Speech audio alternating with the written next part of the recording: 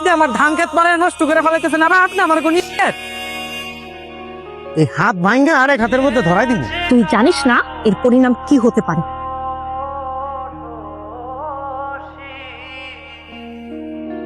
সামনে chairman election, আমি ওই জোয়ারদারের বিপক্ষে নির্বাচন করব, এলাকার মানুষজনকে একত্রিত করব। মানিক তো আপনার বিরুদ্ধে নির্বাচনে খারাইছে। আরে গাফা, নির্বাচনে খারাপের মতো টাকা ওর কাছে আছে। এলাকার মানুষ আজকে হাতে হাত রেখে শপথ নিতেছে, হাঁস মুরগি চাল ডাল ঘটি বাটি যার যা কিছু আছে সব নিয়ে ওর পাশে দাঁড়াইবো। সে জিতবো আর আপনি ফেল।